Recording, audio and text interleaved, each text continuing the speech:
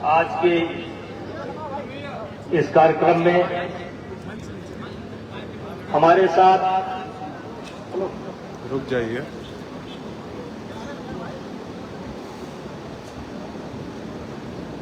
लोकसभा में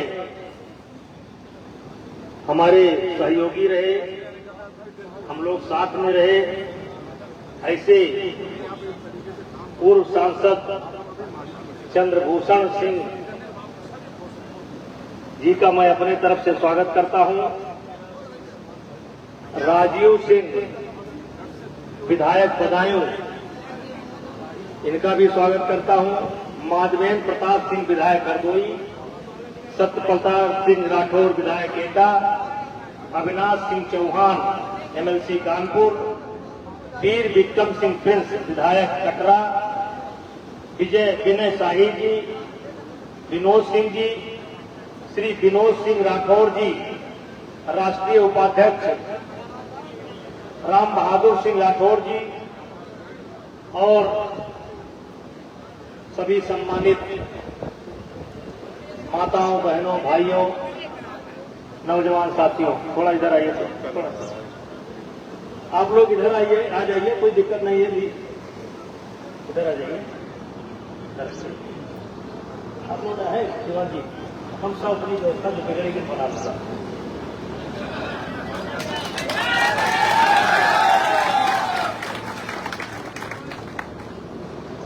आज शस्त्र पूजन का कार्यक्रम है। आज ही के दिन रावण की पराजय हुई थी और राम की विजय हुई थी। अगर उस कथा में जाएंगे तो बड़ा समय लगेगा।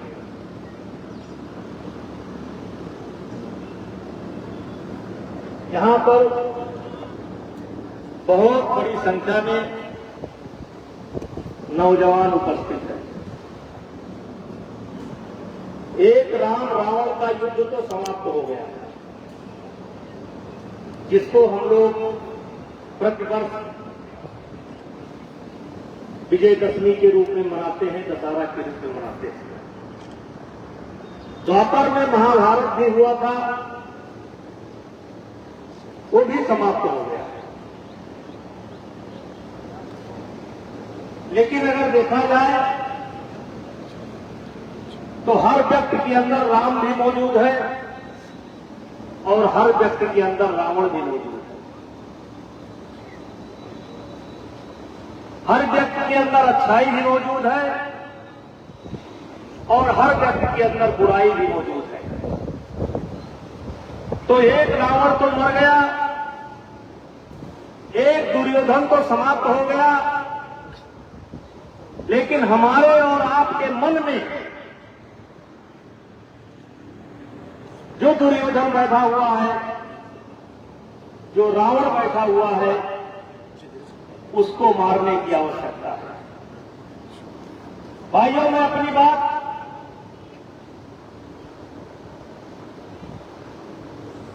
हम कौन थे क्या हो गए, हम कौन थे क्या हो गए और क्या होंगे अभी, आओ मिलकर विचारे ये समस्याएं सभी। थोड़ा मेरा भाषण जो मैं बोलता हूं, दिल से बोलता हूं, पढ़ करके नहीं बोलता हूं, अनुभव से बोलता हूं और वही बोलता हूं जो आज हमें जरूरत है। तो मैं अपने आप से सवाल करता हूं, हम कौन थे क्या हो गए और क्या होंगे भी, आओ मिलकर के विचारें ये समस्याएं सभी। यद्यपि हमें इतिहास अपना प्राप्त हुआ है नहीं, फिर भी हम कौन थे ये भी अधूरा है।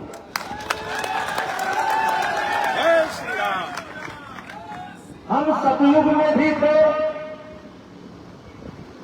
हम द्वापर में भी थे, हम त्रेता में भी थे, हम कलयुग में भी हैं।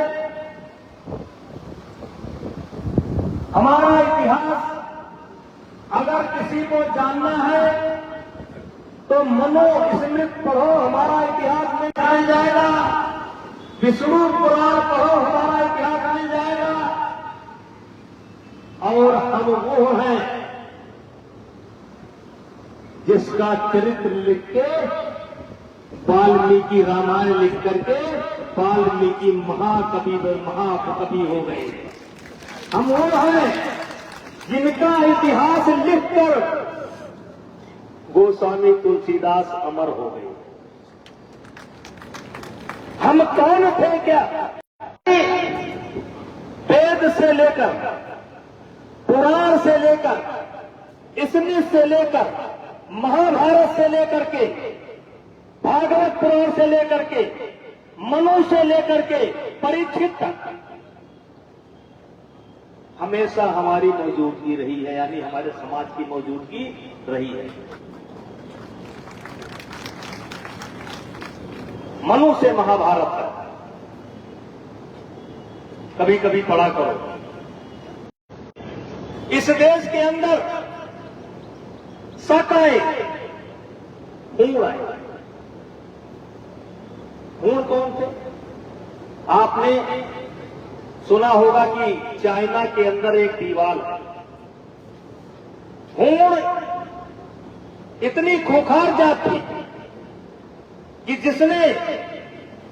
जिसके आक्रमण से बचने के लिए चाइना ने एक दीवार बनाई थी। वो भी हमारे यहां आए हमलावर बन करके, लेकिन उनको भी हमने भगाने का काम किया या तो मिला लेने का काम किया, नष्ट कर देने का काम किया। और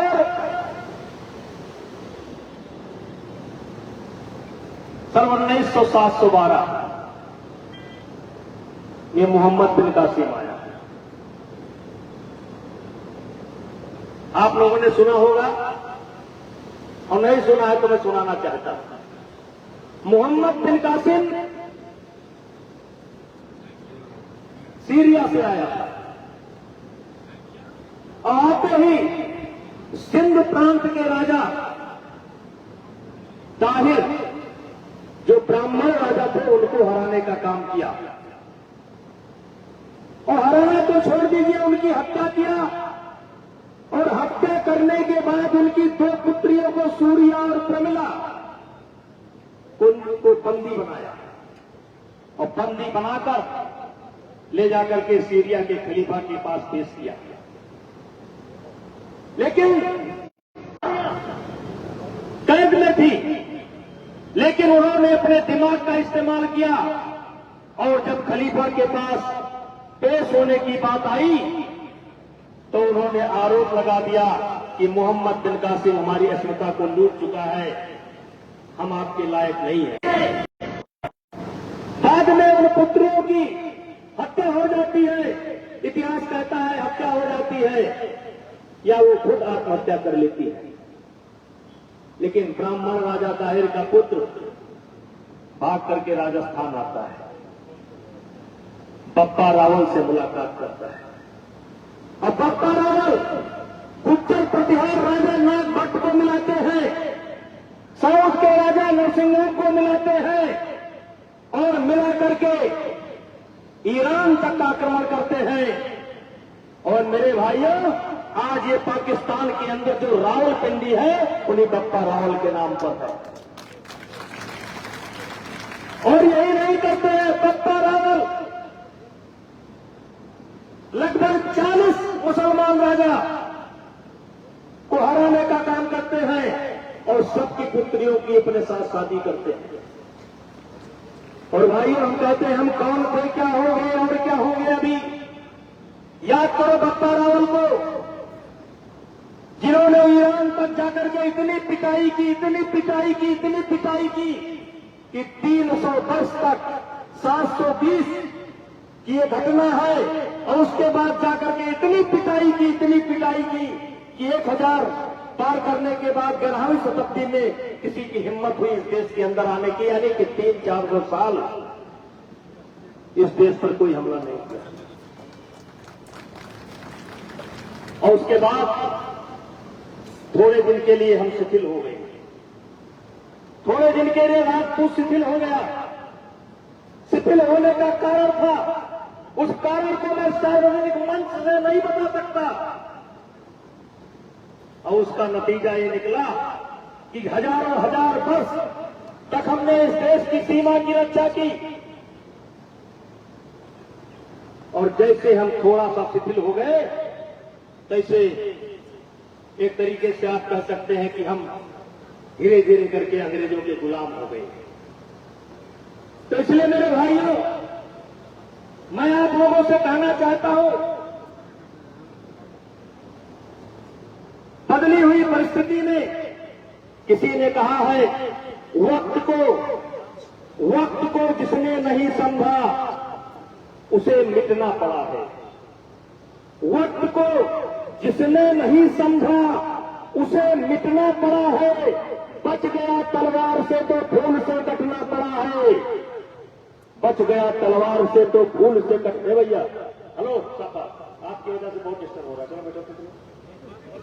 नहीं बात बताइए। अरे हम कथा बातें हो रहे हैं कि आप वो भी करते रहे, हम बोलते रहे। ध्यान से सुनना मेरे नौजवान भाइयों, वक्त को जिसने नहीं समझा, वक्त को जिसने नहीं समझा उसे मिटना पड़ा है। बच गया तलवार से तो फूल से कटना पड़ा है। राह चाहे जितनी हो कठिन, राह चाहे जितनी हो बड़ी, हर नदी की धार से चट्टान को हटना पड़ा है। तो इसलिए कहना चाहता हूं, आज ये हमारे समाज को क्या करना चाहिए, आपको क्या करना चाहिए। मैं मात्र इसलिए नहीं आया हूं कि फोटो खिंचा लूं, आपके साथ रील बनवा लूं और चला जाऊंगा। मैं इसलिए नहीं आया, मैं आपसे कुछ कहने के लिए आया हूं। गोस्वामी तुलसीदास जी ने कहा है, कर्म प्रधान विश्व रचि राखा। कर्म प्रधान विश्व रचि राखा, जो जस करई सो तस फल चाखा। सकल पदार्थ यही जग माही, और कर्महीन नर पावत नहीं। गोस्वामी जी ने कहा है, फिर से दोहरा रहा हूं, कर्म प्रधान विश्व रचि राखा, जो जस करई सो तस फल चाखा। और सकल पदार्थ यह जग माही, और कर्महीन नर पावत नहीं। मेरे भाइयों, आपको विश्वास नहीं होगा, मेरे यहां मील है, मील गन्ना की।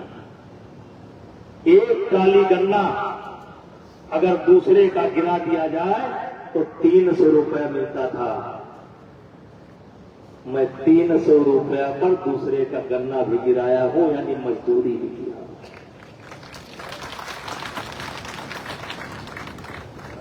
और ये राजपूत समाज की जो दुर्दशा है, ये केवल इसी कारण है कि आपने कर्म करना बंद कर दिया। भगवान कृष्ण, तुलावत बढ़ाओ, भगवान कृष्ण गीता में अर्जुन को समझाते हैं और कहते हैं, अर्जुन, ये जो कुछ भी तू देख रहा है ये मैं हूं। ये जो कुछ भी तू देख रहा है ये मैं हूं। मैं ही बनाने वाला हूं, मैं ही बिगाड़ने वाला हूं, मैं ही लय हूं, मैं ही बड़ा हूं।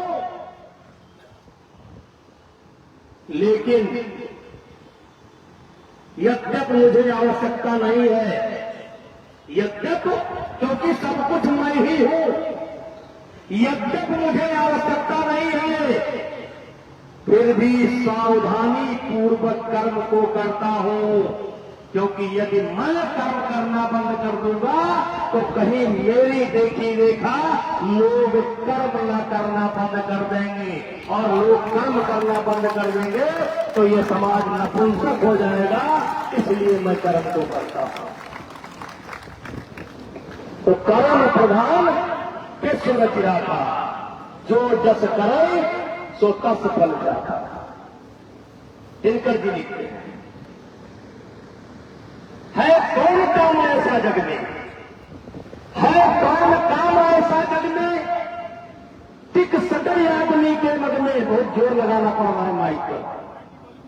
है कौन काम ऐसा जग में, टिक सटे आदमी के मग में। हम खूब फैलता है जंगल, पर्वत के जाते कांव फल। मानो जब जोर लगाता है पत्थर पानी बन जाता है। मेरे बच्चों, गुण बड़े एक से एक प्रखर है छिपे मानवों के भीतर।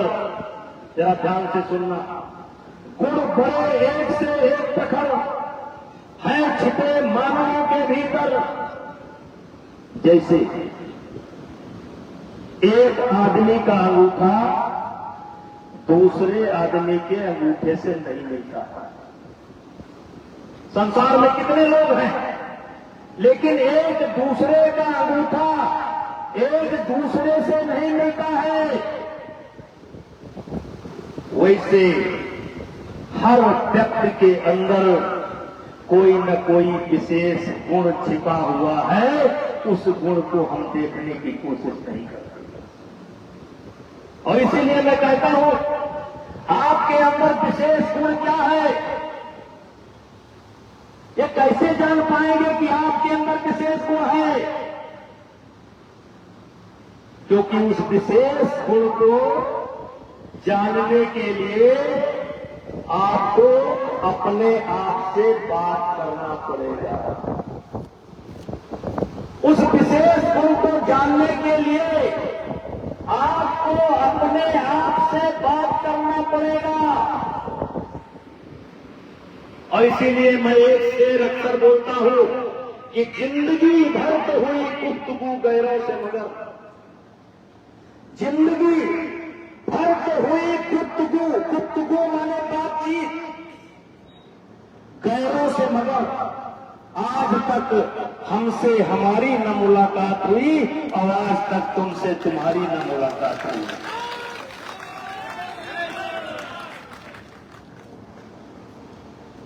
आज तक हमसे हमारी न मुलाकात हुई और आज तक तुमसे तुम्हारी न मुलाकात हुई। और इसी को गोस्वामी जी हनुमान चालीसा लिखते हुए कहते हैं, श्री गुरु चरण सरोज रज, तो जानते होंगे, सरोज रज निज मन मुकुर सुधार, निज मन मुकुर सुधार। मुकुर माने शीशा, मुकुर माने शीशा। तो जब तक हम शीशे को साफ नहीं करेंगे तब तक हमें अपना चेहरा नहीं दिखाई पड़ेगा। और जब तक निज मन मुकुर सुधार, ये मन के अंदर जो मैल बैठी है, अगर इसको हम साफ नहीं करेंगे तो हमें अपना चेहरा नहीं दिखाई पड़ेगा। निज मन मुकुर सुधार। तो नित्य हमें क्या करना चाहिए? नित्य हमें क्या करना चाहिए? विशेष करके नौजवानों को अपने आप से पूछना चाहिए, हम कौन थे, क्या हो गए और क्या होंगे अभी। मैंने कितनी दुर्दशा होगी हमारी। हम कौन थे, क्या हो गए और क्या होंगे अभी। आओ मिलकर के विचारे ये समस्याएं सभी। यद्यपि हमें इतिहास अपना प्राप्त पूरा है नहीं, फिर भी हम कौन थे वो भी अधूरा है नहीं। और उसके बाद क्या पढ़ना चाहिए? निज मन मुकुर सुधार। यानी हमें, मेरे बच्चों ध्यान दे रहे हैं, कुछ बच्चे बहुत अच्छा लग रहा है। कुछ लोग ऐसे होते हैं जो दूसरों की कमी खोजते हैं। कुछ लोग ऐसे होते हैं जो दूसरों की निंदा करते हैं, दूसरों की कमी खोजते हैं। लेकिन जिनको आगे जाना होता है वो दूसरों के अंदर कमी नहीं खोजते हैं, अपने अंदर अपनी कमी को खोजते हैं और उस कमी को दूर करते हैं। तो करने की क्या जरूरत है? निज मन मुकुर सुधार। बरनौ रघुपति विमल जस, राम जी राम जी कैसे थे? कैसे थे राम जी? क्या राम जी ने केवल रावण को मारा? याद करो, जिस समय उनको वनवास हो रहा था, सबसे बड़े थे, चाहते तो दशरथ जी की बात न मानते, वो कह सकते कि हमारा अधिकार है, युवराज बनना हमारा अधिकार है, लेकिन राम जी ने क्या किया? अधिकार की बात नहीं की, कर्तव्य की बात की। और राम जी ने अगर अधिकार की बात की होती तो आज इस देश के अंदर राम जी को कोई नहीं जानता, लेकिन राम जी ने पिता के वचन का अनुसरण किया और अधिकार की जगह पर कर्तव्य को चुना, कर्म को चुना। आज राम राम हो गए। राम अगर बन नहीं गए होते तो आज राम न होते। क्या चुना उन्होंने? कर्तव्य। आज अधिकार की बात तो सब जगह होती है, अधिकार, कर्तव्य की बात कम होती है। अगर कर्तव्य ही की बात शुरू हो जाए तो आज ये जो सारी दिक्कतें हैं 5 मिनट के अंदर समाप्त हो जाए। इसलिए मेरे बच्चों, निज मन मुकुर सुधार, वर्णव रघुपति विमल जस, सो दायक फलचार, बुद्धिहीन तन जानिके, सुमिरौ पवन कुमार। आगे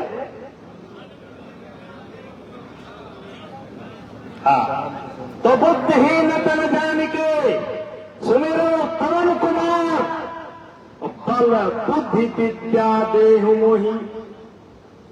तो हे हनुमान जी क्या दीजिए? बल। हे क्षत्रिय समाज के लोगों, नौजवानों, तुमको क्या पहले आवश्यकता है? बल। तो कितने लोग व्यायाम करते हैं? जरा हाथ उठाओ। तो कितने लोगों के घर में दूध पैदा होता है? जरा हाथ उठाओ। तो कितने लोग गाय पाले हैं? कितने लोग भैंस पाले हैं? कितने लोग असली घी खा रहे हैं? कितने लोग नकली घी खा रहे हैं? जरा विचार करिएगा अपने मन के अंदर। तो बल कहां से आएगा? बल बुद्धि विद्या दे हुई, बल बुद्धि विद्या। तो हे नौजवान साथियों, फर्रुखाबाद के मेरे भाई और नौजवानों, मैं आज आपसे कहने आया हूं, सबसे पहले बल अर्जित करो, बल। और बल अर्जित कर लोगे तो बुद्धि आ जाएगी, क्योंकि स्वस्थ शरीर में ही स्वस्थ दिमाग का निवास होता है। और सबसे गड़बड़ चीज क्या है? आखिरी लाइन क्या है? बल बुद्धि विद्या देहु मोहि। ये क्या है? ये क्या है? यही हो जाए, सब काम बन जाए। हरहु कलेश विकार, यानी जो मेरे अंदर अवगुण समाये हुए हैं, जो रावण समाया हुआ है, जो दुर्योधन समाया हुआ है, जो मंथरा समाई हुई है, जो झूठ समाया हुआ है, जो लालच समाया हुआ है, जो बेईमानी का रास्ता दिखा रहा है, हर कलेश विकार। मेरे भाइयों, यहां कई विधायक, कई सांसद, राजनीति से जुड़े हुए लोग बैठे हैं। एक समय था, हम लोगों के दरवाजे पर लोग अपनी समस्या लेकर के आते थे, और ज्यादातर तो विकास के काम लेकर आते थे। फिर यदा कदा बताते थे कि मैं अपने गांव में फला व्यक्ति से बहुत परेशान हूं। लेकिन आज दिन भर में कम से कम 4-6 लोग ऐसे आ जाते हैं। कोई कहता है मैं अपने बेटे से परेशान हूं, कोई कहता है मैं अपने भाई से परेशान हूं, कोई कहता है हमारे पिता के हम 4 पुत्र थे, पिता ने एक ही को लिख दिया, 3 का हिस्सा लेकर के हमारा भाई बैठ गया। हम कौन थे, क्या हो गए? कहां राम कहां भरत? एक गद्दी उधर फेंक रहा था, एक गद्दी उधर फेंक रहा था। आवाज केवल हमारे यहाँ की बात नहीं है, ये विधायक जी लोग बैठे हैं, रोज सामना करते होंगे। आज झगड़े पड़ोसी से है, ये नहीं आते। आज आता है कि हमारा झगड़ा हमारे पिता से। बताइए क्या करें विधायक? हमारा झगड़ा हमारे भाई से है, हमारा झगड़ा हमारी मां से है। तो हम कौन थे, क्या हो गए और क्या होंगे अभी? तो हारा हूं कलेश विकार। तो मेरे बच्चों, मैंने कहा कि आज हमारा इतिहास मनु से शुरू होता है, महाभारत तक आता है, और परीक्षित से लेकर के महाराणा प्रताप तक आता है। चाहेंगे तो सिलसिलेवार गिना देंगे, लेकिन आज हम ये क्या हो गया हमको? एक तो हमने कर्म करना बंद कर दिया, शर्म करने लगे हम। फिर जो हमारा मूल काम था बल बुद्धि विद्या, हमने वो भी बंद कर दिया। तो किस बात के श्रेष्ठ हैं हम? किस बात के श्रेष्ठ हैं हम? तो आपके यहां आए हैं, तो आपसे कहना चाहते हैं, वो विचार करने का समय है। जो आपसे पीछे थे वो आज आपसे आगे क्यों हैं, ये विचार करने का समय है। मैं राजस्थान में एक कार्यक्रम में गया हुआ था। मैंने वहां के लोगों से पूछा कि भैया ये बताइए, महाराणा प्रताप पर हम गर्व करते हैं, लेकिन क्या महाराणा प्रताप अपनी तलवार स्वयं बनाते थे? क्या महाराणा प्रताप अपना घोड़ा स्वयं खिलाते थे? क्या महाराणा प्रताप अपना टेंट खुद लगाते थे? क्या महाराणा प्रताप अपनी रसोई खुद बनाते थे? दूसरा ले लीजिए, भगवान राम वन को गए, चित्रकूट से निकलने के बाद उनके ऊपर आफत आ गई, सीता मैया का अपहरण हो गया। लेकिन बगल में छत्तीसगढ़ उनका ननिहाल था। उन्होंने सीता जी का पता लगाने के लिए अपने ननिहाल में संदेशा नहीं भेजा, वही छत्तीसगढ़ रायपुर संदेशा नहीं भेजा। महाराजा जनक को भी संदेशा नहीं भेजा, भरत को भी संदेशा नहीं भेजा। क्या किया? समाज को इकट्ठा किया। किस समाज को इकट्ठा किया? जो समाज वहां पर उपलब्ध था उसी को इकट्ठा किया।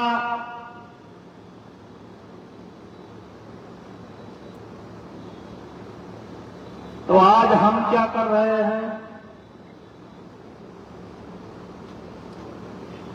हम वो हैं, हम अपने लिए कम लड़े हैं। हम या तो देश के लिए लड़े हैं या तो अपने लोगों के लिए लड़े हैं। हमने बंदूकें भी अपने पटीदारों से अपने आदमियों के लिए चलाने का काम किया है। गांव में झगड़े इसी बात के होते थे, आपने हमारे आदमी को क्यों मारा? आपने हमारे आदमी को क्यों मारा?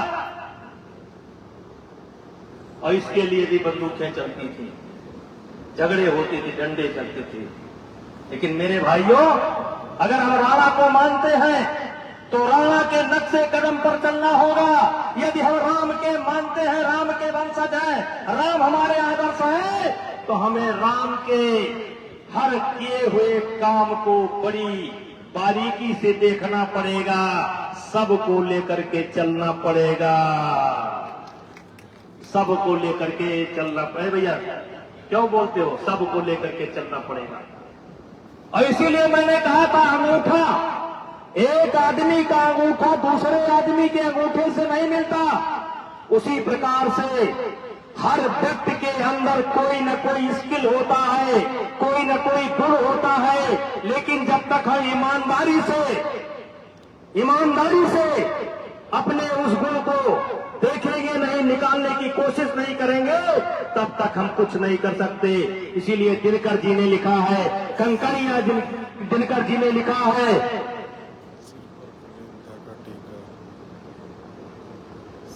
कौन काम ऐसा जग में टिक सके आदमी के मग में, हम ठोक खेलता है जब नर पर्वत के जाते पांव कर, मानो जब जोर लगाता है पत्थर पानी बन जाता है। फिर आगे लिखते हैं, गुण बड़े एक से एक प्रखर हैं छिपे मानवों के भीतर। गुण बड़े एक से एक प्रखर हैं छिपे मानवों के भीतर। कैसे छिपे हैं? मेहंदी में जैसे लाली है, मेहंदी में जैसे लाली है, और वर्तिका बीच उजियाली है।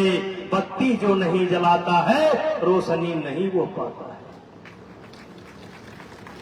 और मेरे भैया, पीसा जाता जब इच्छुदन, गन्ना जब कोलू में डाला जाता है। पीसा जाता जब इच्छुदन, झरती रस की धारा प्रचंड, मेहंदी सहती है जब प्रहार, बनती ललनाओं का सिंगार, और जब फूल पिरोए जाते हैं हम उनको गले लगाते हैं। ऐ मेरे नौजवान साथियों, वसुधा का नेता कौन हुआ? धरती का भूखंड विजेता कौन हुआ? अतुलित यश क्रेता कौन हुआ? नव धर्म प्रणेता कौन हुआ? जिसने न कभी आराम किया, विघ्नों में रहकर काम किया। क्योंकि मेरा खुद का मानना है मुन्नू दादा, सकारात्मक परिस्थिति में आदमी उतनी तरक्की नहीं करता है जितनी विपरीत परिस्थिति में तरक्की करता है। क्योंकि सकारात्मक परिस्थिति में आदमी शिथिल हो जाता है, और सकारात्मक परिस्थिति में कहीं न कहीं मुंह से ये निकल जाता है कि हमें किस बात की कमी है। और इसीलिए किसी ने कहा है, दुनिया के लिए अभागा होगा वो दिन, जिस दिन आदमी से आगे बढ़ने की इच्छा समाप्त हो जाएगी, वो दिन दुनिया के लिए बड़ा अभागा होगा। और इसलिए मेरे बच्चों, आज मैं वो हूं जो मैंने बचपन में सोचा था, उससे अलग कुछ नहीं है। आज मैं वो हूं जो मैंने सोचा था। आज आप भी वही हैं जो आपने सोचा था। आगे आप वही होंगे जो आज सोच रहे हैं। क्योंकि अगर अच्छा सोचेंगे तो परिणाम अच्छा निकलेगा, क्योंकि अच्छा सोचेंगे तो उसी के अनुसार कर्म करेंगे तो परिणाम अच्छा निकलेगा, और गलत सोचेंगे तो परिणाम गलत निकलेगा। इसलिए दिनकर जी ने कहते हैं, वसुधा का नेता कौन हुआ? भूखंड विजेता कौन हुआ? अतुलित यश क्रेता कौन हुआ? नव धर्म प्रणेता कौन हुआ? फिर लिखते हैं, जिसने न कभी आराम किया, विघ्नों में रहकर काम किया। क्यों? जब विघ्न सामने आते हैं, सोते से हमें जगाते हैं, तन को मरोड़ते हैं पल पल, मन को झंझोड़ते हैं पल पल, और सतपथ की ओर लगाकर ही जाते हैं हमें जगाकर। इसलिए मेरे बच्चों, आज आप वही हो जो आपने सोचा था। आगे आप वही होंगे जो आप आज सोच रहे हैं। दुनिया में कुछ भी असंभव नहीं है, लेकिन मुफ्त में कोई चीज नहीं है। दुनिया में कुछ भी संभव नहीं है, लेकिन मुफ्त में कोई चीज नहीं है। सिर पर कुलीनता का टीका, भीतर जीवन का रस टीका। सिर पर कुलीनता का टीका, भीतर जीवन का रस टीका। कुछ ऐसे भी नर होते हैं, कुल को खाते और खोते हैं। यशस्वी पुरुष अपने ऊपर चलता न छत्र, पुरखों का घर अपना बल देश जगाता है, सम्मान जगत में पाता है। अभी बहुत देर नहीं हुई है, जो थोड़ा आगे गए हैं ना, बहुत ज्यादा आगे नहीं गए हैं, बहुत ज्यादा आगे नहीं है, थोड़ा कभी कभी आगे हो जाते हैं। आज भी अगर हम गोस्वामी जी की बात मान लें, निज मन मुकुर सुधार, क्या करना है? पहले अपना अध्ययन स्वयं का करना है। पहले क्या करना है? हमें स्वयं का अपना कौन थे, क्या हो गए? प्रत्येक व्यक्ति के अंदर एक दिन के अंदर 60,000 से लेकर के 70,000 विचार आते हैं। कितना? 60,000 से लेकर के 70,000 विचार आते हैं। अच्छे विचार भी आते हैं और गलत विचार भी आते हैं।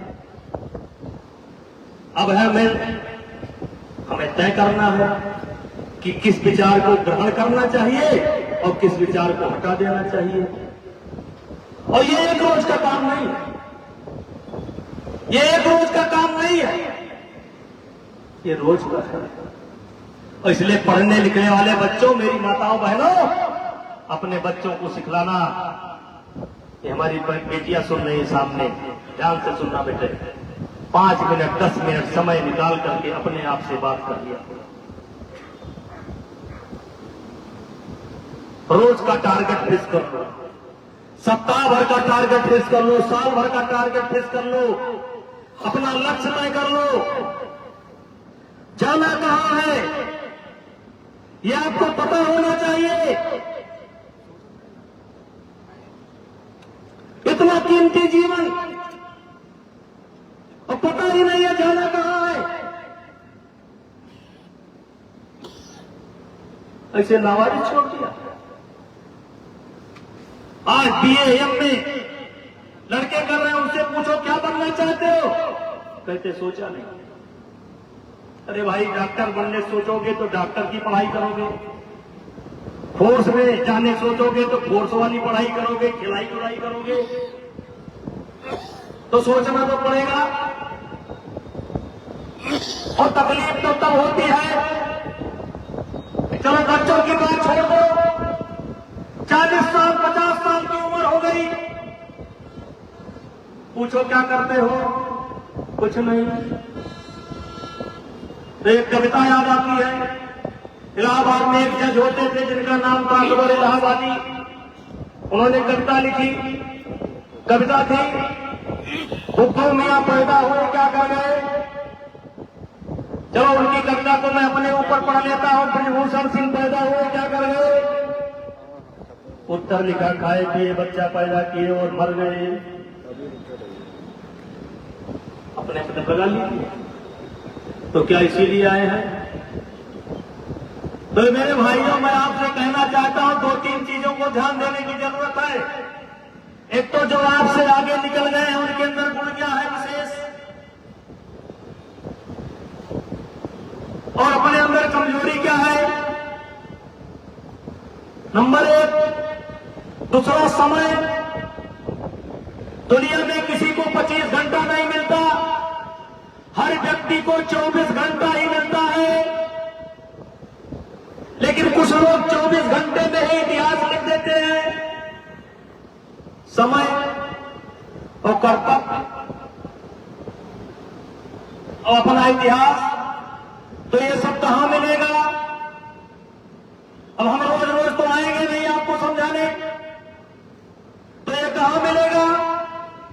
अच्छी किताब, अच्छी कविता, अच्छे गीत, अच्छी गजल, अच्छे लोगों के साथ बैठना उठना, जो जीवन में फेल हो चुके हैं, जो नकारा है, चौराहेबाज है, उनके पास बैठोगे तो जो कुछ तुम्हारे पास है चला जाएगा।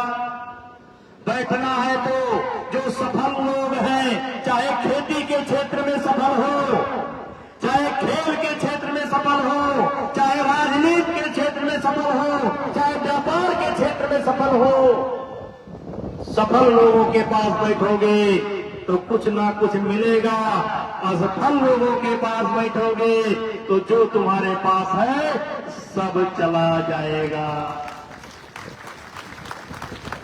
बहुत दिनों से घूम घूम करके भाषण दे रहा हूं, ऐसे कोई हम बहुत पढ़े लिखे आदमी नहीं है, लेकिन थोड़ा अनुभव है कि जो गलती हम किए हम चाहते हैं हमारे युवा ना करें,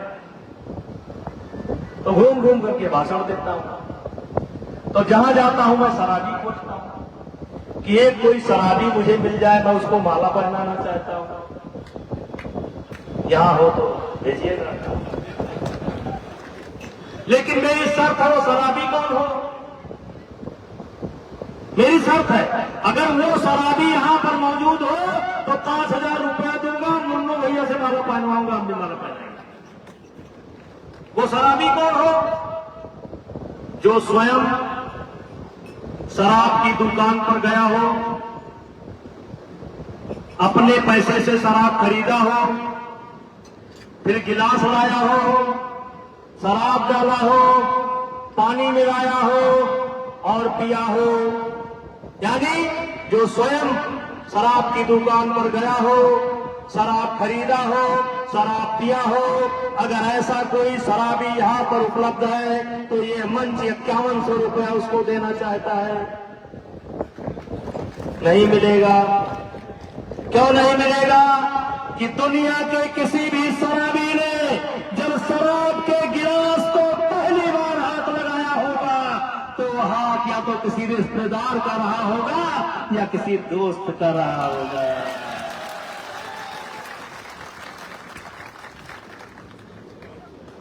इसलिए मेरे बच्चों, संगत से गुण होता है, संगत से गुण जाए। जैसी संगत वैसी रंगत, जैसा साथ वैसा विकास। और एक चीज और, राम किसको किसको लेकर चले, महाराणा किसको किसको लेकर चले, तो अकेले मत चलो। ऐसा भी नहीं है कि हम अकेले चल रहे हैं, आप अकेले चल रहे हो। अरे हमारे शादी व्यवहार के जो नियम है उनको देख लो। गांव के हर समाज का उसमें हक है, धोबी से लेकर के नाव से लेकर के हर समाज को हमने संजो करके रखा है। जो केवल छत्रे छत्रे की बात करते हैं, आपके रसोई से लेकर के कारोबार तक जरा नजर डालो कि केवल छत्रे छत्रे हैं, संभव नहीं है। तो ऐसा काम क्यों करते हो? खाते हैं आपका, गाते हैं दूसरे का। खाते हैं आपका, गाते हैं दूसरे का। खर्चा चलता है आपसे और गाते हैं दूसरे का। उनका दोष नहीं है, हमारा दोष है। इसलिए अगर आगे बढ़ना है तो अपनी कमी को खोजो। जो आगे निकल गए हैं उनके अंदर विशेषता क्या है, इसको खोजो। और इसको खोजने के लिए एकांत में बात करना जरूरी है। और इसलिए मेरे भैया, ये सब कहां मिलेगा? अच्छी किताब, अच्छी कविता। मोबाइल में प्रेमानंद जी की कथा भी आती है ना। अब पता नहीं कितने लोग सुनते हैं कि नहीं सुनते हैं। तो उसमें भी अच्छा है बुरा है। अब तय हमें करना है कि क्या लेना है, ये हमें तय करना है। बाजार में सामान उपलब्ध तो हमें तय करना है। और पढ़ाई लिखाई का यही तो मतलब, पढ़ाई लिखाई का तो यही मतलब कि अच्छा क्या है बुरा क्या है हम जान जाए। अगर अच्छा और बुरा में हम फर्क नहीं जान सकते तो स्कूल जाने की कोई आवश्यकता नहीं है। क्यों जाते हैं? अच्छा क्या है बुरा क्या है, तो हर कलेश विकार। तो इसलिए मेरे भैया, माताओं बहनों, मंच क्षमा करिएगा, कहा कम समझना ज्यादा, कहा कम समझना ज्यादा। ऐसी बातों को लेकर के अभी 1 जनवरी से लेकर के 8 जनवरी तक अयोध्या के बिल्कुल बगल नंदिनी नगर महाविद्यालय में मैं एक कथा का आयोजन किया हूं। सबको आमंत्रित कर रहा हूं, सबको आमंत्रित कर रहा हूं। और कथा का विषय है युवा उत्थान ही राष्ट्र उत्थान। कथा का विषय है युवा उत्थान ही राष्ट्र उत्थान, सनातन एवं राष्ट्र। 3 विषय को लेकर के मेरी कथा है। कथा कहेंगे सतगुरु रितेश्वर जी महाराज के द्वारा कथा कही जाएगी। 1 जनवरी से लेकर के 8 जनवरी तक है। चाहे जितनी बड़ी संख्या हो, सबके रुकने की व्यवस्था है। चाहे जितनी बड़ी संख्या हो, लाखार भी कोई दिक्कत नहीं। सबके भोजन की व्यवस्था है, सबकी सुरक्षा की व्यवस्था है। लेकिन मैंने उस कथा में एक चीज सुनिश्चित किया कि जैसे आगे की रो है, सामने 25,000 लड़कियां बैठेंगी पढ़ने में, 25,000 ऐसे, तो 25,000 युवा बैठेंगे ऐसे, तो हम जैसे बुढ़वा बगल क्योंकि आज मैंने एक बार गुरु जी की कथा चल रही थी। हमने कहा गुरु जी इन बूढ़े पेड़ में पानी डालने से क्या फायदा? कहे बेटा हम समझे नहीं। अरे हमने क्या जो है कथा सुन रहे हैं, कोई 70 का है, कोई 72 का है, कोई 65 का है। जब तक आपकी कथा समझेंगे मर जाएंगे। कहा कहना क्या चाहते हो? हमने कहा कि मैं व्यवस्था कर रहा हूं, मैं चाहता हूं कि हिंदुस्तान की युवा कथा सुने आपकी, और डिजिटल के माध्यम सारे देश के और दुनिया के लोगों को सुनवाने की व्यवस्था कर रहा हूं। इसलिए सबको आमंत्रित करते हो। विरोध कार्ड वाले आएगा, सब कुछ आएगा। इसलिए पढ़ने लिखने वाले नौजवानों से जरूर कहना चाहता हूं, हम विद्यार्थी जीवन में एक छात्र नेता थे, कई बार एमएलए हुए, बाद में चल करके उनकी हत्या हो गई। वो एक शेर पढ़ते थे, शेर था उनका, स्वर्गीय रविंद्र सिंह। उनका शेर था युवा शक्ति के बल पर ही, युवा शक्ति के बल पर ही जग की आजादी पलती है। इतिहास उधर ही चलता है जिस ओर जवानी चलती है। तो मेरे जवानों, निज मन मुकुर सुधार। हनुमान जी की केवल एक चौपाई ये रोज पढ़ लिया करो, श्री गुरु चरण सरोज रज निज मन मुकुर सुधार। रोज वर्णव रघुपति विमल जस सोदायक फलचार, अपुष्टहीन तन जानिके सुमिरौ पवन कुमार। बल बुद्ध विद्या देव मोहि हरौ पुण्य। तो फिर दूसरी चौपाई, कर्म प्रधान के सिलसिला, जो जस करे सो तस फल चाखा, तो सकल पदार्थ यजमानी, और कर्महीन न पावत नहीं। और तीसरा, वक्त को जिसने नहीं समझा उसे मिटना पड़ा है। वक्त को जिसने नहीं समझा उसे मिटना पड़ा है। बच गया तलवार से तो फूल से कटना पड़ा है। राह चाहे जितनी हो कठिन, राह चाहे जितनी हो बड़ी, हर नदी की धार से चट्टान हो। इसने समय को नहीं समझा, किस समय क्या करना चाहिए और किस समय क्या नहीं करना चाहिए। यही ज्ञान प्राप्त हो जाए तो आप दुनिया बदल सकते हैं। तो ये सब कहां मिलेगा? अच्छी किताब, अच्छी कविता, अच्छी संगत। रोज जैसे माली, जैसे किसान रोज अपनी फसल को देखता है, माली रोज अपने बगीचे को देखता है, उसकी दवाई करता है, खाद करता है, पानी करता है, वैसे रोज हमें अपने आप को देखना चाहिए। अपनी इस बगीचे को रोज कीड़े मकोड़ों से बचा करके रखना चाहिए। और इन्हीं शब्दों के साथ पुनः आपने मुझे बुलाया, मौका दिया, इसके लिए पूरे मंच को बहुत बहुत धन्यवाद। मुझे बहुत अच्छा लगा ये